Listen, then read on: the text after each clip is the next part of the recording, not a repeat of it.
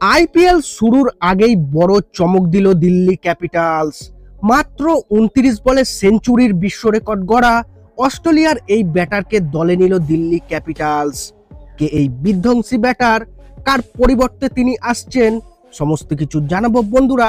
তার আগে ভিডিওটি পুরো দেখো এবং চ্যানেলে নতুন এসে থাকলে চ্যানেলটিকে সাবস্ক্রাইব করবে। তো বন্ধুরা, আইপিএল 2024 শুরুর আগে টুর্নামেন্ট থেকে ছিটকে গেলেন আরও এক তারকা ক্রিকেটার। ফের ধাক্কা খেল দিল্লি ক্যাপিটালস। হ্যারি ব্রুকের পরে আরও এক বিদেশি তারকাকে এবছর আইপিএলে পাচ্ছে না সৌরভের দিল্লি ক্যাপিটালস।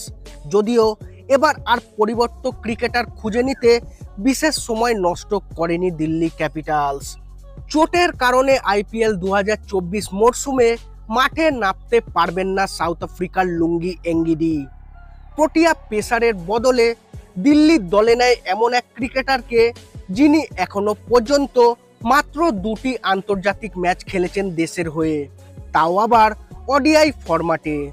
ঘরোয়া ক্রিকেটে মার্কাটারি ব্যাটিংয়ে ইতিমধ্যেই এবি ডিভিলিয়ার্সের একটি দুর্দান্ত বিশ্ব রেকর্ড ভেঙে দিয়েছেন 21 বছরের এই তরুণ ব্যাটসম্যান। লুঙ্গি এঙ্গিদির পরিবর্তে দিল্লি তাদের দলে নিয়েছেন অস্ট্রেলিয়ার জ্যাক ফ্রেজার ম্যাকগ্রাথকে। 2023-এর অক্টোবরে 50 ওভারের ক্রিকেটে সবথেকে কম বলে সেঞ্চুরির বিশ্ব রেকর্ড গড়েছেন তিনি। অ্যাডিলেডে তাসমানিয়ার বিরুদ্ধে মার্স কাপের ম্যাচে 6টি 4 ও 12টি ছক্কার সাহায্যে মাত্র 29 বলে ব্যক্তিগত সেঞ্চুরি পূর্ণ করেন তিনি।